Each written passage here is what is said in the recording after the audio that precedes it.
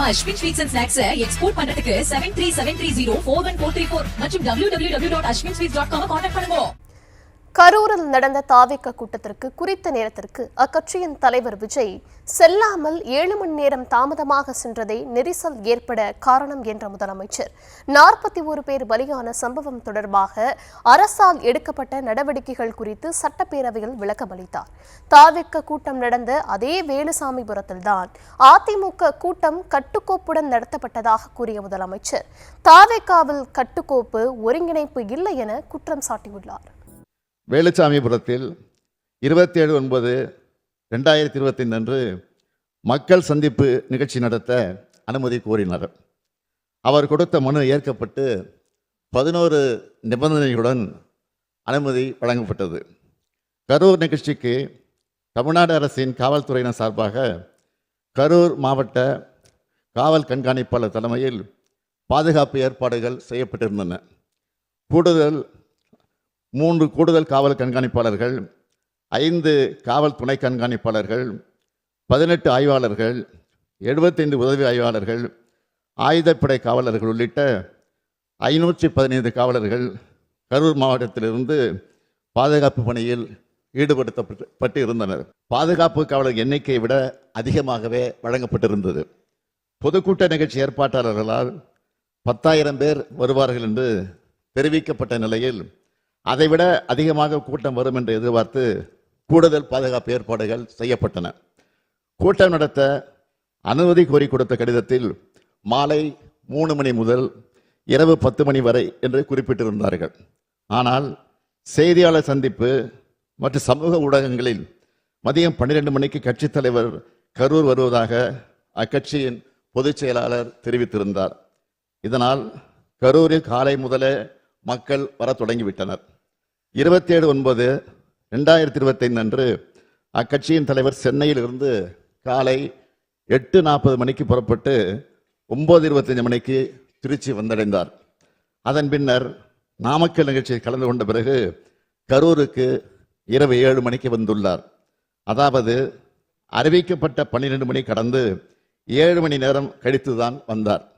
இந்த காலதாமதம் கூட்ட நெரிசலுக்கு முக்கிய காரணமாக அமைந்தது. இங்கே அனைத்து கட்சி சார்ந்தவர்களும் இருக்கிறீர்கள். உங்கள் அனைவருக்கும் தெரிந்த விஷயம்தான். கூட்ட ஏற்பாட்டாளர்கள் சில முக்கியமான ஏற்பாடுகளை செய்ய வேண்டும். அவை அன்றைய தினம் கரூரில் செய்யப்படவில்லை. காலை முதல் காத்திருந்த மக்களுக்கு போதிய குடிநீர் இல்லை. உணவு வழங்க எந்த விதமான ஏற்பாடுகளும் நிகழ்ச்சியை ஏற்பாடு செய்தவர்களால் செய்யப்படவில்லை. இயற்கை பாதைகளை கழிக்க பெண்களால் வெளியில் செல்ல முடியவில்லை. சம்பவம் நடந்த அதே வேலுசாமிபுரத்தில் இதற்கு 2 தினங்களுக்கு முன்பாக, அதாவது 25/9/2025 அன்று மாண்புமிகு எதிர்க்கட்சி தலைவர் அவர்கள் கலந்து கொண்ட பரப்புரை நிகழ்ச்சி நடந்துள்ளது. அந்த கூட்டத்தில் பங்கேற்றிருந்தவர்கள் முறையாக ஒருங்கிணைக்கப்பட்டு கட்டுப்பாட்டோடு நடந்து கொண்டனர். சுமார் 137 காவலர்களும் 30 ஊர்காவல் படையினரும் பாதுகாப்பு பணியில் ஈடுபட்டிருந்தனர் என்பதை குறிப்பிட விரும்புகிறேன். ஆனால் அதற்கு நேர்மாறாக இந்த கட்சியினுடைய நிகழ்ச்சி நடந்துள்ளது.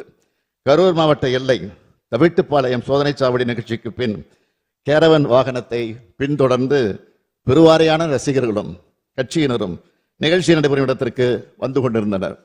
நிகழ்ச்சி நடைபெறும் பகுதியில் கூட்டம் அதிகமாக இருந்ததாலும் பிரச்சார வாகனத்தின் பின்னால் ஏராளமானோர் வந்ததாலும் கரூர் நகர உட்கோட்ட காவல் துணை கண்காணிப்பாளர் அவர்கள் பிரச்சார வாகனத்தில் இருந்த ஏற்பாட்டாளர்களை அக்ஷயா மருத்துவமனை அருகே நிறுத்தி கூட்டத்தில் உரையாற்றுமாறு அறிவுறுத்தி இருக்கிறார்கள். அதற்கு நிகழ்ச்சி ஏற்பாட்டாளர்கள் முன்பே அனுமதிக்கப்பட்ட இடத்தில்தான் பேசுவோம் என்று பிடிவாதமாக தொடர்ந்து முன்னேறி சென்றனர்.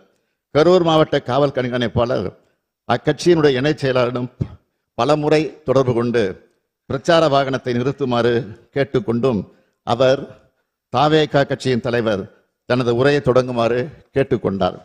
காவல்துறையின் வழிமுறைகளை மீறி வாகனம் அக்ஷனா மருத்துவமனையிலிருந்து 30-35 மீட்டர் தூரம் சென்றபோது இருபுறமும் இருந்த கூட்டத்தினரையே இது நிலைகுலைய செய்தது. இதனால் கூட்டத்தில் பல இடங்களில் அலைமோதல் ஏற்பட்டிருக்கிறது. கூட்டத்தில் இருந்த பெண்கள் மற்றும் குழந்தைகள் மத்தியில பீதி, மூச்சு திணறல், மயக்கம் மற்றும் நெரிசல் ஏற்பட்டது. பலரும் கீழே விழுந்து மிதிபட்டிருக்கிறார்கள். கூட்டத்தின் ஒரு பகுதியினர் ஜெனரேட்டர் பகுதிக்குள் நுழைந்து தகர கொட்டகையை அகற்றியும் வெளியேற முயற்சி செய்திருக்கிறார்கள். இதனால் மின்சாரம் தாக்குவதை தடுக்க ஜெனரேட்டர் ஆபரேட்டர் மின்சாரத்தை துண்டித்திருக்கிறார். காயமடைந்தும் சோர்வினால் மயக்கமடைந்தும் மக்கள் உதவி கோருவதை கவனித்து காவல்துறையினர் மருத்துவமனை ஆம்புலன்ஸுக்கு தகவல் அனுப்பி வரவழைத்திருக்கிறார்கள். இவ்வாறு கூட்ட நெரிசல் ஏற்பட்ட போது அவர்களை காப்பாற்றத்தான் ஆம்புலன்ஸ் வந்ததை தவிர நெரிசல் ஏற்படுவதற்கு முன்பு எந்த ஆம்புலன்ஸும் வரவில்லை. காவல்துறை, தீயணைப்பு மற்றும் மீட்புத் துறையினர் மற்றும் ஆம்புலன்ஸ் மீட்புக் குழுவினர் காயமடைந்தவர்களை மீட்டு அருகில் உள்ள மருத்துவமனைகளுக்கு அனுப்பி வைத்தனர்.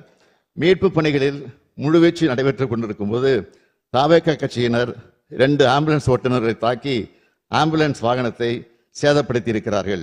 இதனால் மீட்பு பணிகள் தடைப்பட்டன. இது தொடர்பாக கரூர் நகர காவல் நிலையத்தில் 2 வழக்குகள் பதிவு செய்யப்பட்டு விசாரணை நடந்து வருகிறது. சம்பந்தப்பட்ட நபர் கரூர் நீதித்துறை நடுவர் முன்பு சரணடைந்திருக்கிறார். 24 மருத்துவர்கள் மற்றும் 16 உதவி பணியாளர்கள் அடங்கிய குழு அமைக்கப்பட்டு உடற்கூராய்வு செய்யப்பட்டது. 28/9/2025 அன்று அதிகாலை 1:45 மணிக்கு முதல் உடற்கூராய்வு துவங்கப்பட்டு 28/9/2025 அன்று மதியம் 1:10 மணி அளவில் 39வது உடற்கூராய்வு முடிவுற்றது. காவல்துறை உயர் அதிகாரிகள் தலைமையில் 200க்கும் மேற்பட்ட காவலர்கள் 27/9/2025 அன்று கரூர் அரசு மருத்துவக் கல்லூரி மருத்துவமனை வளாகத்தில் குழுமிய பெரும் கூட்டத்தினரை ஒழுங்குபடுத்தி எந்த ஒரு அசம்பாவிதம் ஏற்படாமல் கவனித்துக் கொண்டனர்.